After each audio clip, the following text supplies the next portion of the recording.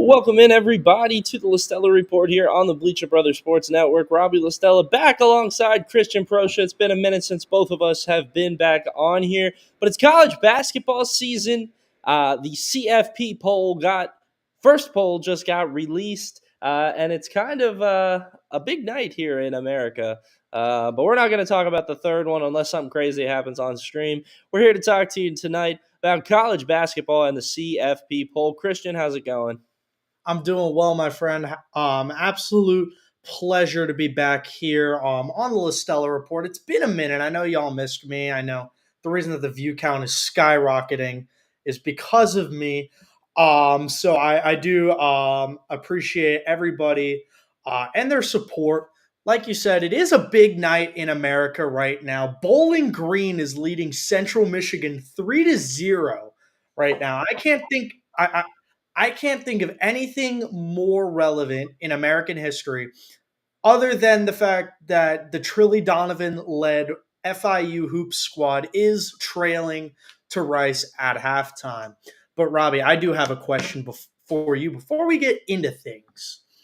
How was your flight home? I know you had an amazing trip to Beaver Creek in Xenia, Ohio for FAU's opener against Indiana State. But the headline of the show was your flight home. So let's talk about it a little. See, the thing is with traveling, I always try to, purchase I don't, I'm not buying first class over here, but, I'll pay for my seat to try to get something, something decent. See, this time though, unfortunately the plane was packed. So I was in the very, very back, which is fine. I don't really care, wait my turn, get off the plane, whatever. And I figured it's a Tuesday afternoon flying connection from New York home. Why in the world is this plane packed out with children? Children who are apparently not having a good Tuesday afternoon. It was not a good day for the kids traveling from New York to Fort Lauderdale on a rainy Tuesday afternoon. And that's whatever, things happen. Kids are disappointed, but another thing that kind of bothers me a little bit is when people want to eat. I eat a lot of food that probably smells wild, but I don't eat that type of food on a plane, right? And so when somebody pulls out a plastic bag which would look like steamed asparagus and broccoli with a little funk to it, like a little stank, it's not good. It's not good. And then and I understand wanting to feed kids healthy food, but little Timmy bit the broccoli and then put it down on the tray table and left it there. Like what? I don't like. It was just. I was like, what in the world is going on? And then of course, somebody they got to start kicking my seat, and it's just like, what did I do? FAU. I hadn't seen an FAU road victory since the AAC tournament last season, Christian. And now that was how the world repaid me, was with the flight. And also there was major turbulence. I don't know what every kid on that flight's probably traumatized. I'm traumatized. But I think Delta needs to do something. Now I don't know what Delta can do, but it was just a horrible plane ride. But you know what? We made it. We're back.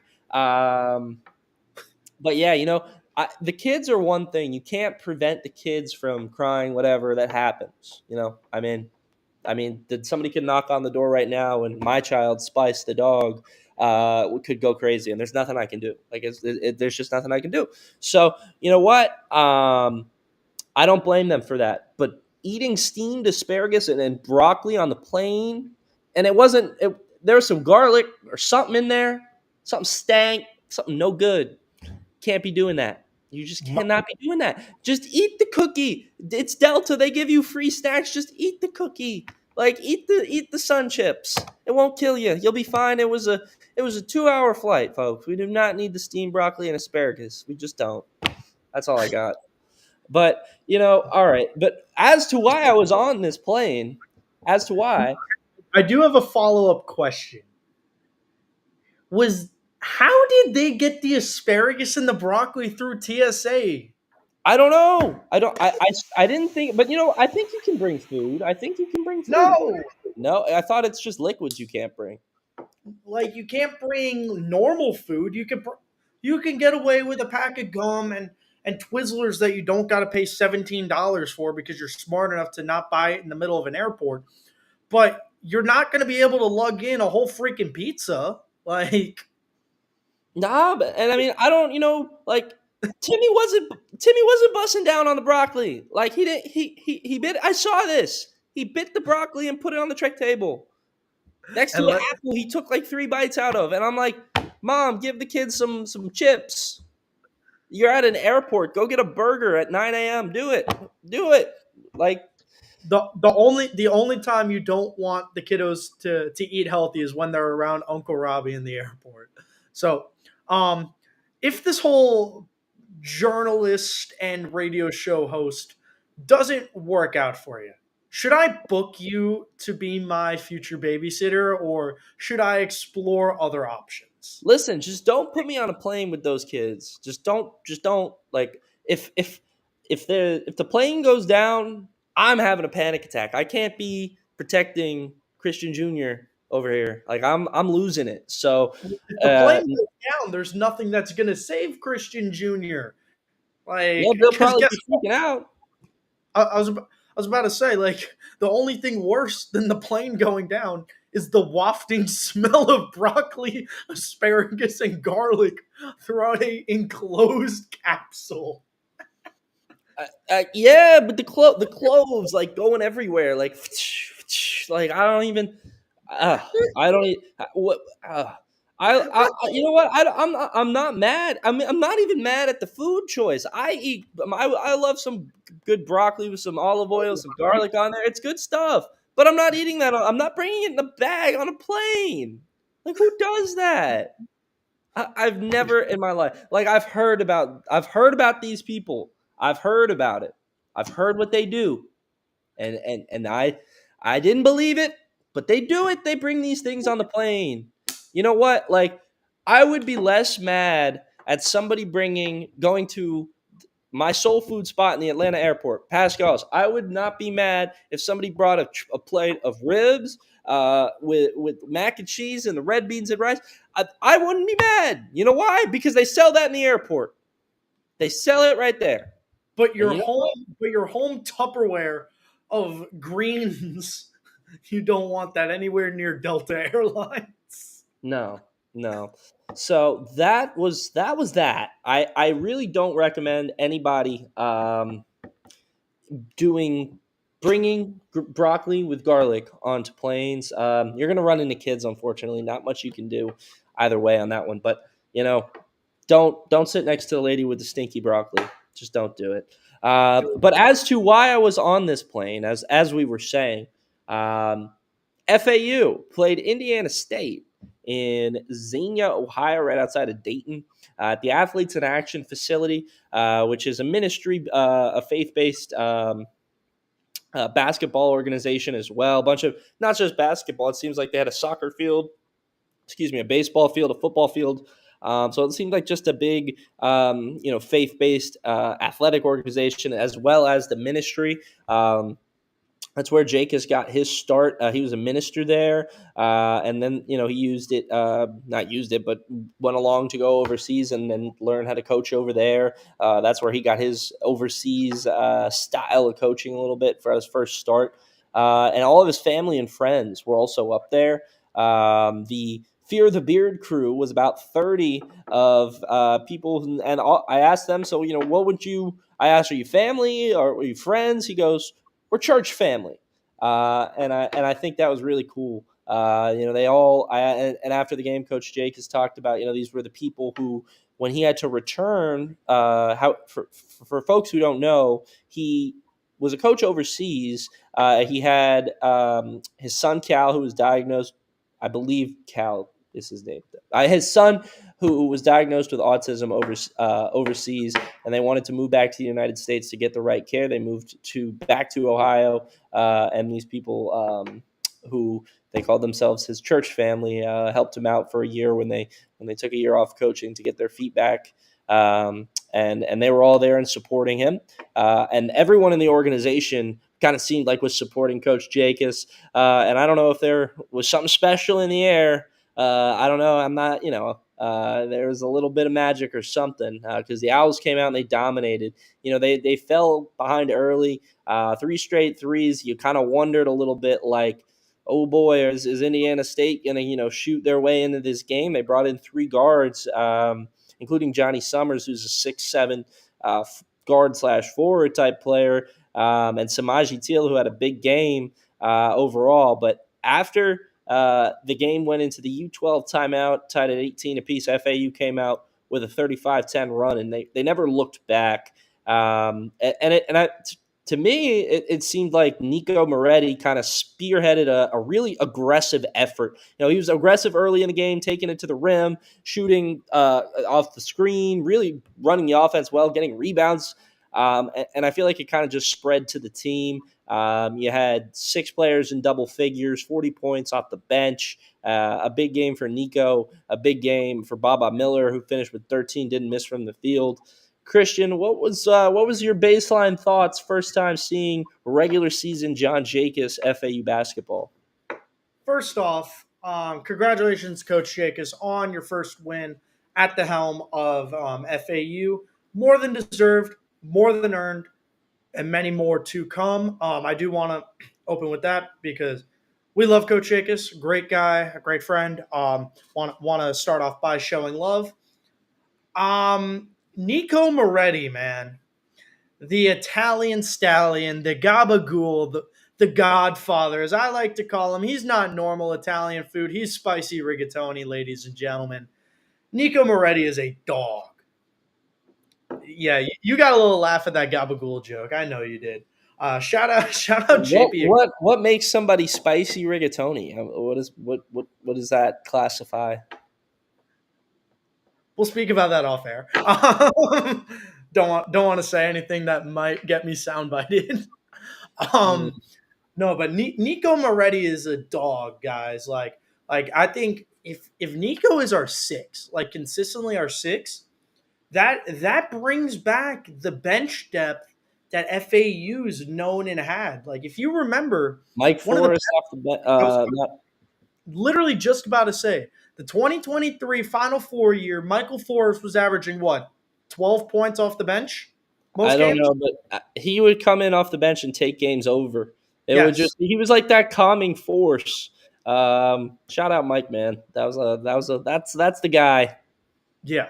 And I think that Mikey Forrest, like I love that Nico Moretti was able to do what he just did last night because he's a guy that's flown under the radar, especially in terms because with the new adds to the team, we talk about Baba Miller, we talk about Montas and Matas, we talk about Ken Evans, Leland, and Kiki. Nico flies under the radar as far as who gets brought up as an X factor on this team. If we can get that sort of production out of him, I think that's huge for FAU. Realistically, I think our starters will look a lot like what it did yesterday. As far as what was it, Baba, Matas, Leland, Kiki, Ken. But yeah, that was starting lineup. I think that is a good starting 5 rotation, and I think that in itself is a very solid 5 that can match up against the overwhelming majority of teams in college basketball. I agree. I mean, I really do. No, what are you going to say? There we go. Just had to crash out a little bit for you to realize I was still talking. Just had to catch my thoughts for a second. Meanie. We're not used to this. We haven't been together in a while. We're like out of sync. You got to speak faster. I'm sorry. Let me yap, ladies and gentlemen. Anyway, but having Nico coming off the bench, and if he's, what was he, 25 yesterday? 25 points? Nico did not. No, he had 19. Nico had 19 points, 4 assists, 5 rebounds, 7 of 9 shooting, 3 of 4 from downtown. Okay. So if you're getting maybe not 19 points per game every game, but if you're getting 11 12s, and then you're having Devin Vanderpool coming off the bench, and he's going to get a little bit more of a role than what he got He was yesterday as in far big foul trouble yesterday. He had 5 fouls. as So that's what kind of took him out of the game. so being able to get Devin a little bit less trigger happy as far as the fouls, because you got to remember this is Devin's second First year. Yeah, collegiate game. that really first year playing. Yes, because he redshirted all last year, was on and off with injuries. Yeah. So getting Devin a little bit more comfortable and a little less, I don't want to say gung ho, but a little more comfortable at the collegiate level. And then you're able to get Montas in as well. I think all three of those guys, and Trey Carroll, all four of those guys provide you, at least in my opinion, 10 to 12 points per game off the bench. And Having I mean, I did that having on purpose. Yeah, this is my show now. I'm taking it over. As far as that goes, being able to have the bench depth that has gives you the opportunities of, hey, maybe insert player is either in foul trouble or not having a good shooting night. Let's sub them out and let's kind of roll with the hotter hand. If that requires having to go into a more small ball approach, like say Baba or Matas gets into foul trouble a little early, being able to roll a Nico in and run a variation of small ball would be very good. Being it, or if one of our smalls, even though we have a lot of smalls, but maybe we run a three big set. I don't know. Like there's ways where we can just always have hot hands on the court. And while they're hot, they're also fresh. They have fresh legs. They're not gasping for air because they've played 40 minutes of basketball. Like Are they're they hot to consistent. go? All right, everybody. It was good to turn. Yes, they're AGT Hot TO. Robbie has got to go. But anyway, I'll let you go back to hosting your show. Well, I think really with this team is what's interesting to me is they have guys who are potential contributors who are out right now. I mean, Jaquel Powell and Max Langenfeld both dealing with injuries right now, and Max is a sharpshooter. He's a 6'7" guard forward. Serious, significant playing time overseas, kind of just like Matas. And he's going to come back soon, I'm assuming. And then you have Jaquel Powell, who right alongside Dev, redshirted last year, was a dusty recruit, stuck with the program, and he figures to have some sort of role as well. And FAU went 6 off the bench yesterday, so there's a chance they could get up to 8 off the bench this season, which poor Jack Johnson just keeps getting buried down in the depth chart, man. But he got some run in that first game of the season, which that's a good sign. If Jack's playing in the first game of the season, things are going well. He's building out a role. The morale side of things. I sat right behind the bench, and this is a unified group. Like they get real. Like I mean, that's how most teams are. Obviously, they're going to get hyped when somebody makes a basket or whatnot. But it was just like they were excited, really excited right before the game, it was just like it just seemed like a unified group. It didn't seem like a team that was put together in 5 months. And also, what I liked sitting right behind the bench is I noticed the involvement of the coaching staff. I mean, Isaiah Austin is really involved. At Jordan Fee running the offense. You got AD giving his input. You got Obim, and you got Jake has kind of taken all of their ideas and molding it into one. I liked also early trust in these players. Like when Matas picked up 2 early fouls, there was a discussion on the bench like, should we take him out? Should we keep him in? They agreed to take him out, but they also said they were going to give him extended run once they put him back in, and he capitalized. He did pick up 2 more fouls, but he stayed in the game. He didn't have to play unaggressive. He finished with 4 fouls, which under the limit, and really contributed. I mean, for in 15 minutes only, he had 10 points with 3 boards, didn't miss a shot from the field. I mean, that's pretty efficient. And then off the bench, you get Caleb Glenn with 9, and then Trey Carroll with 8 as kind of like the small ball type bigs. But that's huge. I mean, between Nico Moretti, Trey Carroll, Caleb Glenn, that's 36 out of the 40 bench points right there. Big contributors all around. And now they go into Coastal Georgia this Friday at the LA First game. It's a D2 kind of tune-up game for FAU because they got to play at UCF just a couple days later on Tuesday, a night squad who just upset number 13 Texas A&M. Christian, do you think does FAU got it in them to pull out an early season P4 upset against UCF? Well, the stakes just got so much bigger. Like the lights just got a million times brighter for both FAU and UCF. Being upsetting a top end team in the country, especially what a top 15 squad. Yeah, they were 13. Yeah, being able to knock them pretty much already out of the top 25. Congratulations to Texas A&M for the shortest stint in the top 25 this year. At least early season, it's like the one Simpsons gif of Grandpa Simpson walking into the bar and then just walking right back out. That was Texas A&M's time in the top 25. Now UCF is the ones with that target on their back because it's okay. This team, are they legit or are they flukes? Was this a lucky day? Because that gym was packed. Like if you saw the videos, I don't know about you. I know you don't have a lot of friends, Robbie. I had a lot of yeah, Shame. yeah, it's all right. That's why you have me on this. But be I had so many people that were at that game. The environment at that game was electric. Antonio Brown was at the game. Dude, it was booming, baby. And everybody just rises to the occasion when Antonio Brown gets in their gym. But being able to have like them absolutely ball out game one, now it's all right. Who's going to dethrone them, or is UCF a sleeper Big 12 squad? Because as everybody knows, right now the Big 12 is the best conference in basketball. And if you say otherwise, argue your mom. I've got the Big 12 over the SEC. I've got them over the ACC. I definitely have them over the 10. You don't have them over the AAC, though. The AAC will be a one bid league unless the Memphis and FAU are both getting in. I don't know. FAU is going to get in. FAU is going to win. If FAU doesn't win the conference, it'll be UAB, which it'll be a two bid. I don't think Memphis gets in, and I'm sure we'll talk about that later.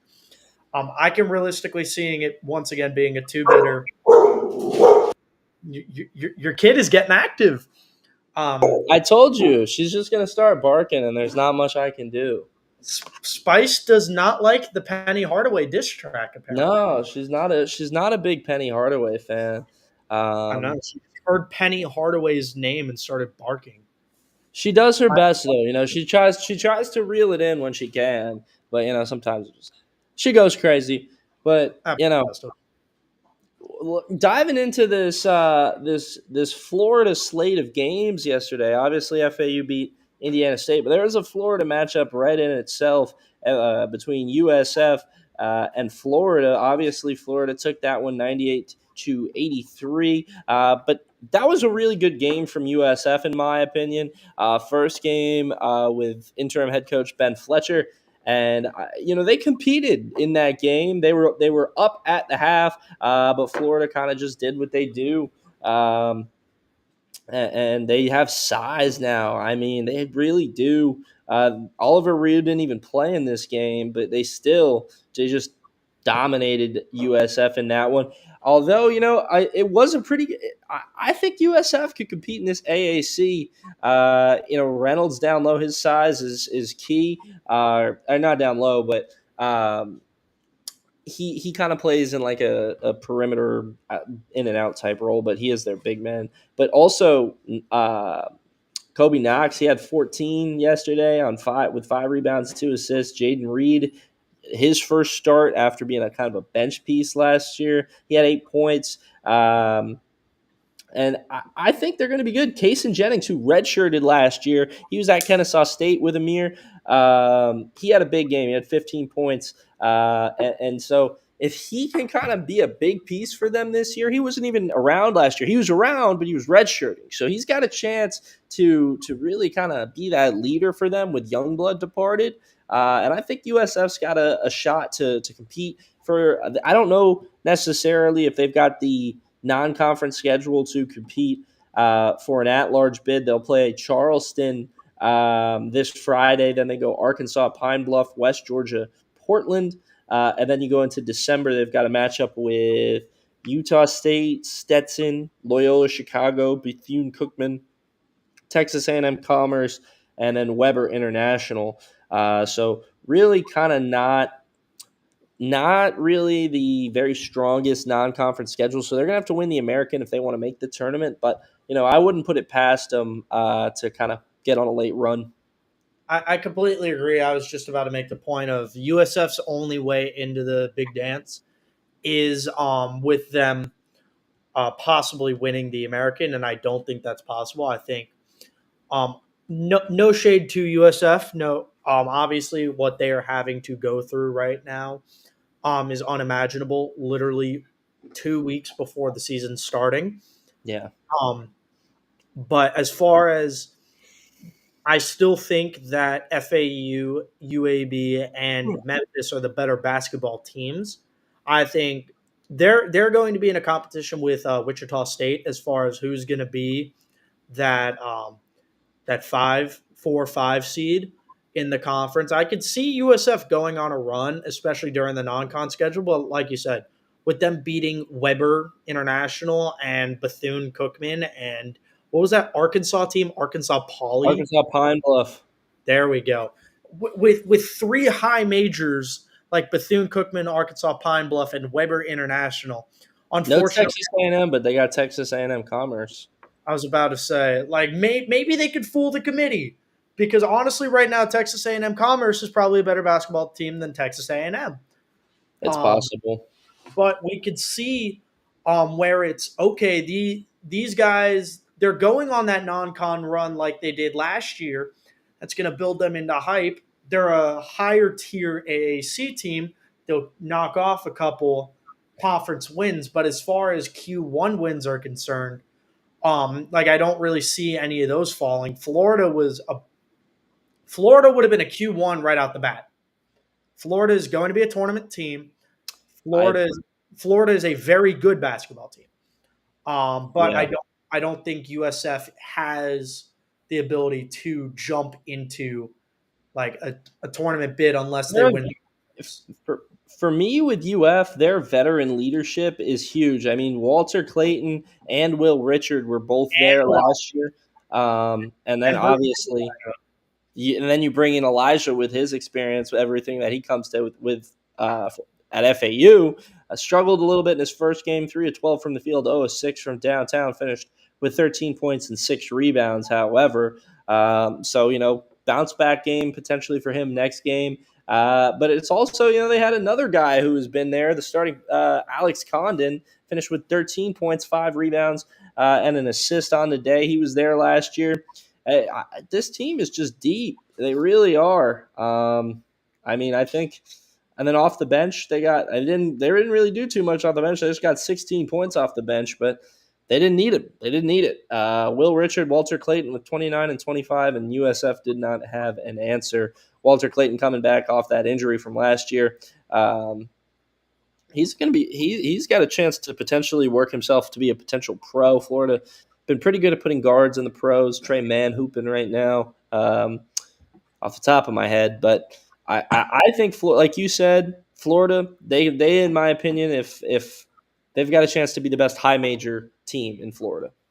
I completely agree. I think right now, it's in my opinion, it's between FAU and Florida for who's the top hoops team in the state. Because I do think FAU is going to beat UCF. We'll see. We'll see very soon. I love it. I love early season matchups like this. It's dude, I'm having the time of my life. I said it on my show about 45 minutes ago. I love college basketball season. College basketball is my favorite time of the year. I've got college basketball as my favorite. I'm watching Rice FIU as we speak. Maybe not that college basketball. Trilly, get the boys fired up for the second half, man. But yeah, I don't think I like college basketball more than I like college football, and you know how much I love college football.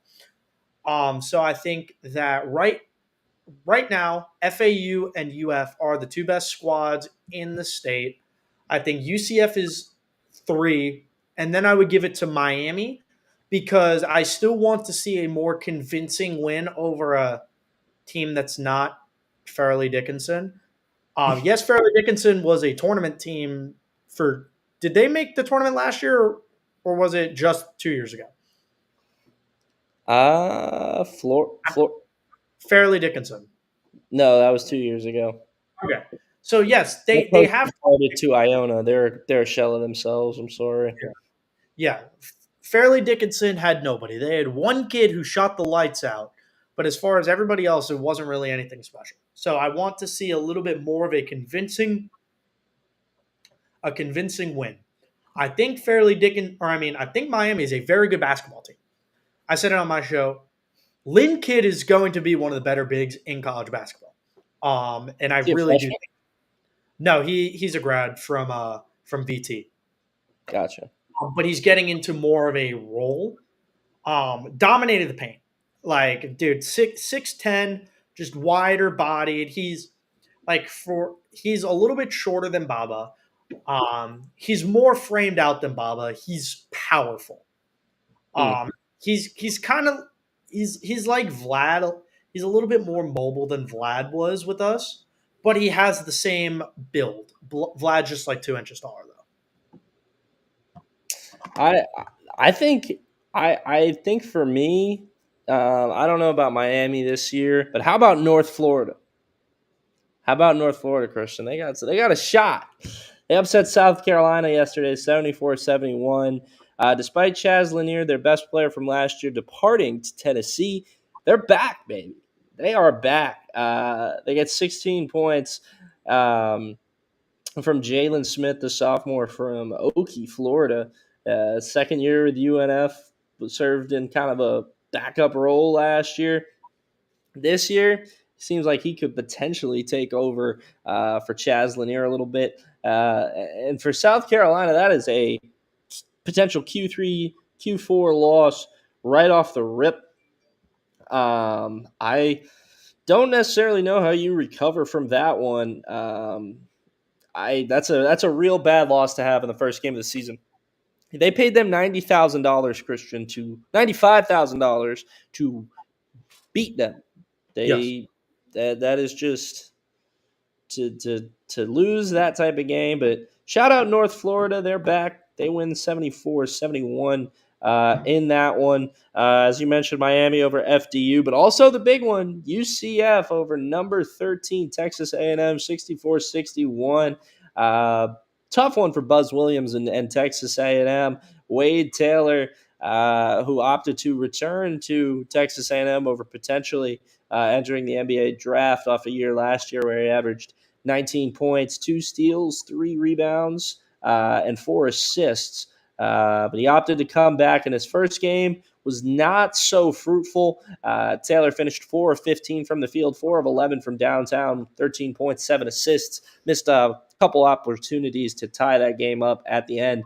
Texas A&M actually had about 4 shots to tie it up and send it to overtime. They missed all 4 threes. But a big one for UCF. Johnny Dawkins probably in a do-or-die year for the Knights. They brought in talent this offseason. Jordan Ivy Curry kind of being that crown jewel piece. And he finished with 16 points on the day. But Darius Johnson, the senior, he showed why he's one of the best players on UCF, has been a 4-year, I don't believe starter, but contributor for sure for the Knights. He finished with 24 points on 6 of 13, shooting 5 of 11 from downtown. The Knights are a deep team, Christian. They didn't get a ton of bench points yesterday, but they've got the potential for bench points if they need it. Dior Johnson, who kind of took over the JUCO level last year after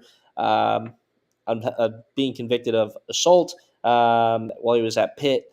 He's getting a redemption year, and I think it's a potential option for him there's a potential chance here for him to really capitalize and have a good year. We'll see how much UCF ends up using their bench. Mikey Williams on UCF as well.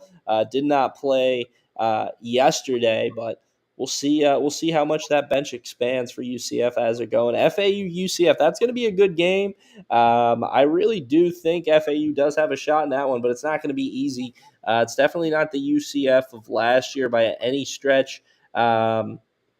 But they don't have a ton of size, does UCF. I mean, they've got bigger guards, a couple 6'7", 6'6" guys, but there's no, I don't believe they have a 7-footer. I'm actually trying to find that right now.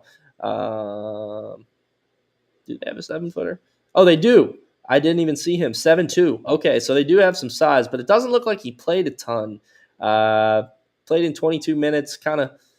Oh, he had 5 personal fouls. Okay, so that could kind of be it for UCF. I didn't even know who this guy, Mustafa Team. I guess he's a freshman from Senegal. There you go. But they do Nice. have some size, so this could be a very even game. If UCF brings in size, FAU brings in shooting. UCF also brings in some shooting, although they shot 30% from the field against Texas A&M. Still win that game, though. So we shall see what's cooking up in the state of Florida here in the college basketball realm of things. Stetson also beat New College of Florida yesterday, and Jacksonville as well picked up a victory in their season opener against TBC. So overall, a very solid day for the state of Florida, unless you're USF. But hey, they played that game pretty strong. They were up at the half, so not too much to be down for if you're the Bulls. Next time a Florida team, I believe is on Thursday. Well, we play Friday. FAU does play on Friday. I was trying to see when Florida Miami plays. plays in 2 weeks. Miami plays not this upcoming Sunday, next Sunday, the 17th. Oh wow, they're off for a while, huh? I thought Mhm. I saw Florida's playing somebody. Yeah, they play. Florida plays Jacksonville on Thursday, so that's another tune-up game for them. They should win that one handily. But we're going to take a quick break here on the Bleacher Brothers Sports Network. When we come back, we'll talk the CFP bracket here. Christian, our credentialed Canes reporter on the Bleacher Brothers Sports Network, is going to give his hot takes. We'll be right back here on the Bleacher Brothers Sports Network. Robbie Lastella, Christian Proscia.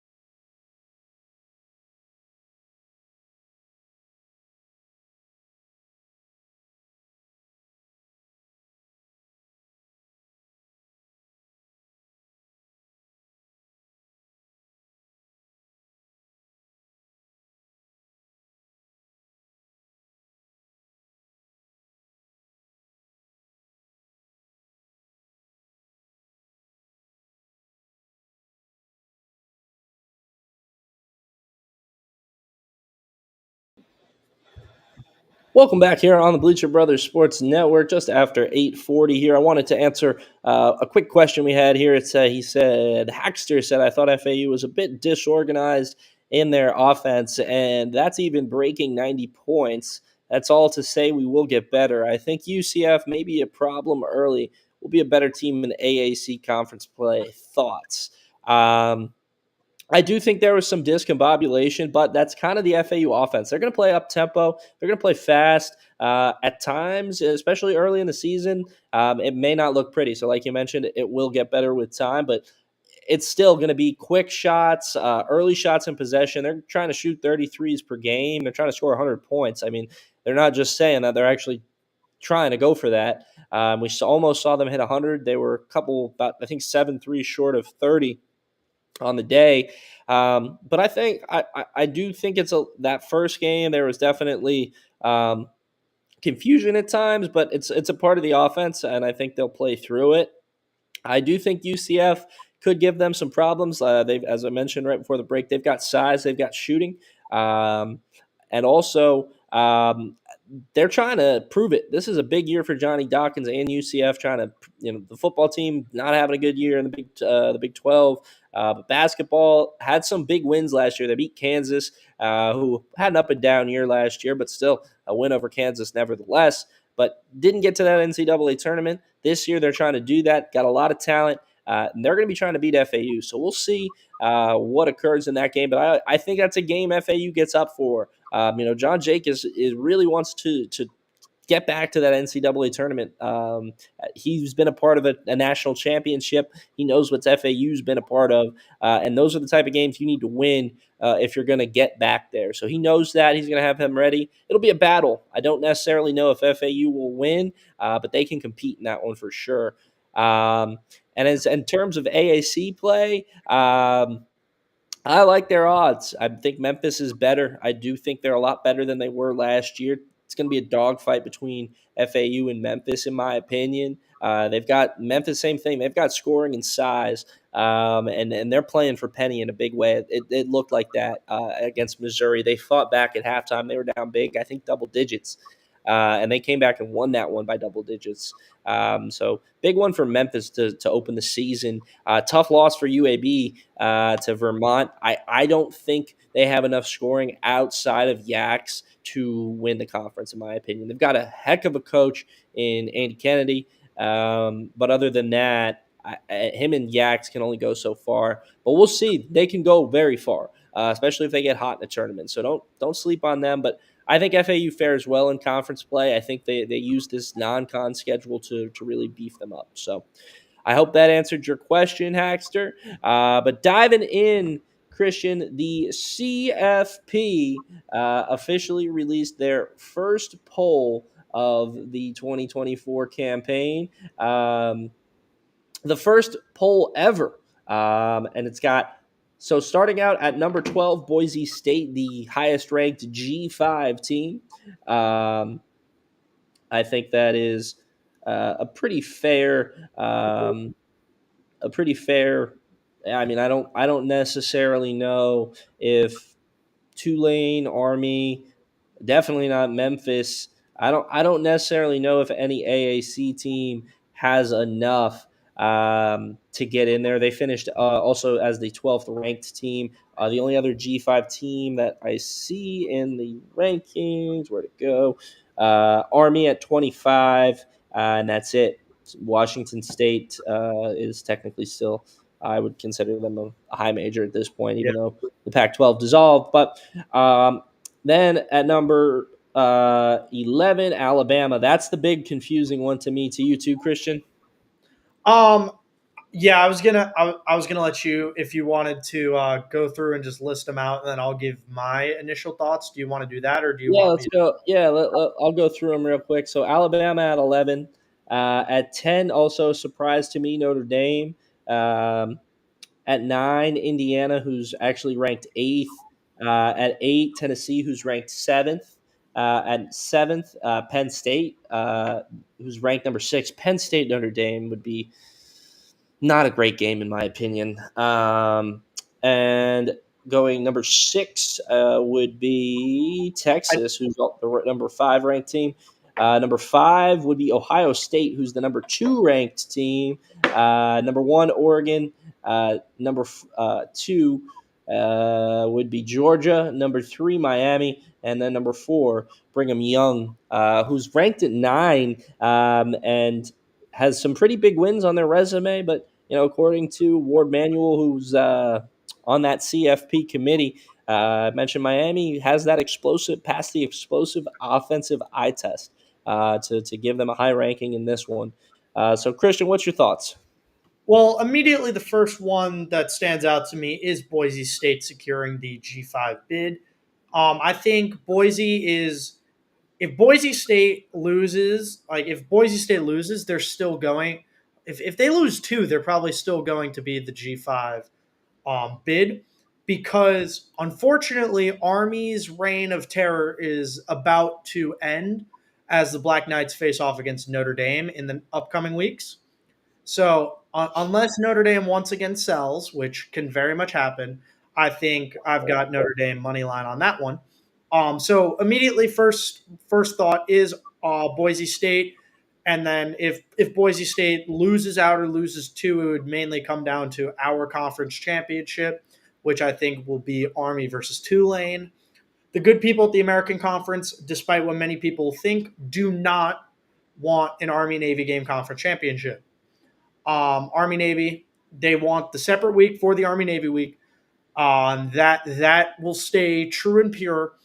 They are not trying to do that as the conference championship or wanting that as the conference championship because it will drive in no revenue. So that's just because a lot of people were talking about what about Navy for the conference championship. One, pun intended, that ship has sailed, and then see what I did there. And then secondly, it will provide no financial revenue. Hmm. Big ones to me. I think Georgia is probably going to win the SEC, but I'm so low on Georgia this year. Carson Beck sucks at football, guys. Why does everybody think Carson Beck is still good at football? I said it going into the year. I said it after the Orange Bowl, after he dismantled Florida State. Oh, also shout out to Florida State for once again getting snubbed from the playoff. Very shameful. But Carson Beck is not good at football. I'm sorry. There's no other way of saying it other than Carson Beck is the collegiate version of if Jimmy Garoppolo was still the quarterback of the San Francisco 49ers.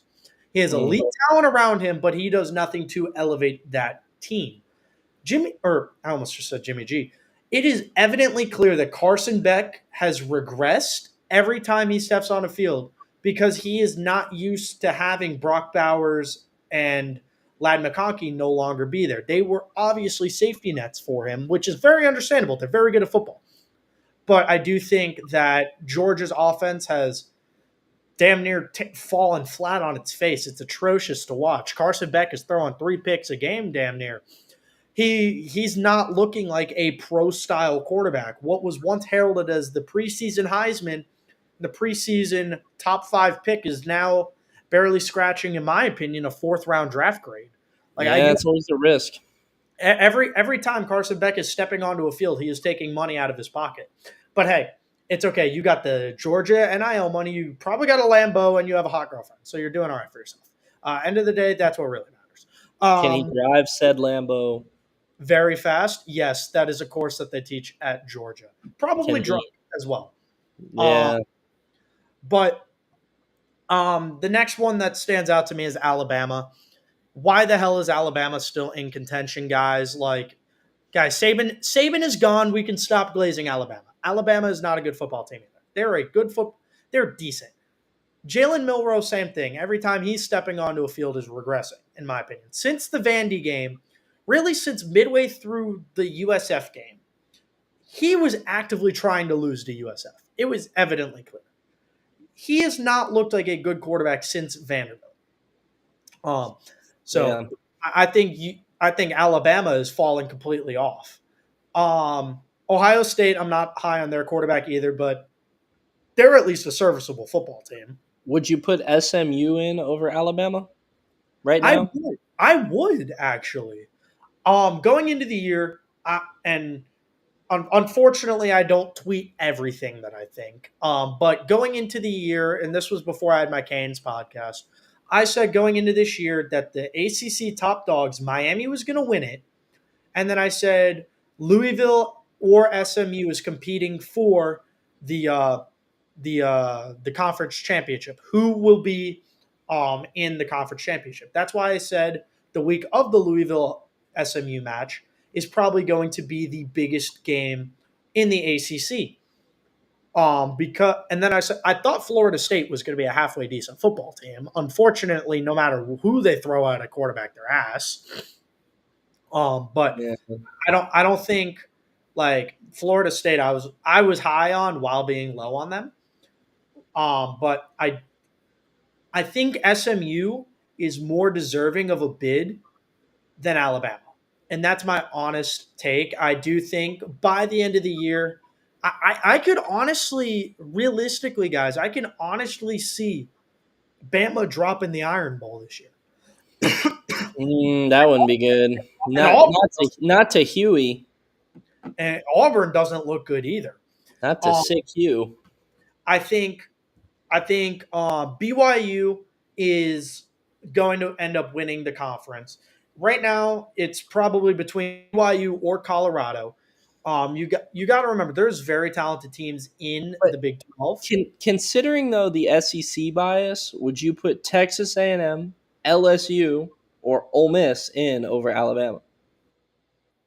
Who was it? TAMU, Ole Miss, and who was the other one? LSU. Those are the next three highest ranked SEC teams. They're I the mean, only other. Or Missouri's ranked at 24. I don't think Missouri is anything special. LSU is a good football team. I'm not sold on Garrett Nussmeier. He's People good, like but him to be a pro. I think he's good, but he doesn't stand out to me. Ole Miss, myself and Luke Cheney were talking about this. Ole Miss's offense is so one-dimensionally set that literally any quarterback can succeed in Ole Miss's offense. I don't think that they do anything jaw-popping. It's just Jackson Dart's able to throw for 500-600 yards a game. Um, and then I'm not high on TAMU at all. So I would say if an SEC squad was able to make the 12th team, I think it would be Ole Miss. However, they have had a couple close calls with death this year, and I don't think that they're going to be weighted in. I think SMU is more of a serviceable team than than Alabama and throughout the bottom part of the SEC. I think Indiana is properly where they should be. I really like Indiana this year. Mhm. Tennessee, I like the Indiana Tennessee matchup. I think that's going to be a very good football game. Everybody is way too low on Nico. First off, Dylan Sampson's playing like the second best running back in college football right now, behind Ashton Genty. Um, like Dylan Sampson's having a very good year, and nobody's talking about it. So I think he's a very good fit to this offense. Being Tennessee's like all-time leading rusher or something, he literally just broke off a big monumental stat line against Kentucky last weekend. But I think Nico is a lot better than everybody's giving him credit for because a lot of people don't think that redshirt freshman Nico should be struggling. End of the day, the kid's 18, 19 years old, playing at the highest level of SEC football, and has one loss on the year. Like, yes, he's not throwing for 600 yards like he did against Chattanooga week one, but he's still a damn good quarterback. When you're coming in as a top quarterback prospect, everybody does try to rate you a little higher, but I don't think everybody should be writing off Nico. As far as the top teams are concerned, though, Penn State is properly rated, especially with them dropping the Ohio State game. Do you agree though that Penn State versus Notre Dame, Notre Dame is a gross game? I just don't think dude, it. I'm not watching that game, but I don't know why. In my opinion, I would still give Miami the 3 seed over Georgia. I still think we're splitting hairs a little. Also, looking at it, I would rather face off against a Notre Dame or a Penn State as opposed to Texas or Alabama. Mm. Um, if I'm Miami, especially with the secondary concerns that are surrounding Miami right now, I would say it's Notre Dame and Penn State are both more conservative offenses in the passing game. Quinn Ewers or Archie Manning will try to air it out. Jalen Milrow, as everybody knows, can throw a football 500 yards without like wavering. Um, but I think Miami's biggest issue on why they're not the 2 seed. One is SEC bias. One is the second reason is bias against Miami. If you are not a Miami Hurricanes football fan, You dislike Miami football, and you loathe the fact that Miami is good at football this year. And then thirdly, it is the defensive concerns because they're giving up way too many points to inferior competition. Tackling has been a big issue. Wrapping up has been a big issue. Pause. I mean tackling, nothing else. And then secondary is absolute chopped cheese outside of OJ Frederique, who is quietly playing like an elite defensive back as a true freshman, putting up damn near comparable stats as far as coverage and passer rating to Travis Hunter and Will Johnson. Like, what OJ Frederique is holding quarterbacks to a 25.3% completion rate. As a true freshman, that's pretty damn impressive because I would be targeting the young corner every time. I would be trying to pick him apart and They've got good defensive pieces. It's just not clicking as a unit. yes. And that's the thing with Miami that's been an issue since they've gotten really since the beginning of the USF game has been an issue. I believe USF scored too many points on Miami, and every ACC game has been a shootout. Their only dominant ACC win was against Florida State, who I'm confident I can I can score. Like Florida State is pretty bad. Um, sorry to my guys that are on Florida State. I think y'all are well aware that your team is ass. But yeah, that's just my takes. I think Oregon is clear cut the number one team in the country right now. I think Dylan Gabriel will end up getting that fourth Heisman spot. But two teams I do want to talk about really quickly. I know we're winding down on our time. That could be making a surge or three teams for the playoff is Ole Miss. I think Ole Miss, if one of these SEC squads drops, could see Ole Miss being able to slide right in. They got to be playing their best football. SMU, I think SMU is another team that they've got to be playing on their best. And then finally Colorado, because Colorado, the 12 is going to be a one bid league. So it's not them getting one of those at large bids. It's more of keep winning out, get into that conference championship against BYU and have the upset. Because BYU is a damn good football team, but I think Colorado could pull the upset. And then honestly, if Colorado makes the 12-team playoff and wins the Big 12, I don't care what happens the rest of the year. Deion Sanders is the coach of the year. Do you think FSU would pony up, fire Norvell, and try to go get him? Dude, decisions. I don't know what FSU is going to do because of the success that they've had in the past, but the blatant lack of success that they're having this year. We shall see. A lot to unfold in the college football world. Rice and FIU in a dogfight with Chris Paul in attendance at the Tudor Fieldhouse. Rice up 64-60 over the Fighting Jesse Bops and FIU. Make sure to tune into that one. College basketball is back in full force, folks. We'll talk to you more next week after FAU takes on will we come to you before? No, we will not see you until after FAU takes on UCF. So check in with us next week. We'll have updates on that in Coastal Georgia right here on the Bleacher Brothers Sports Network. Everything college basketball, college football, NFL, everything we talk here on the Bleacher Brothers Sports Network. So, folks, thanks once again for tuning in, and we'll see you next time. For Christian Proshaw, I'm Robbie Lastella. This has been the Lastella Report.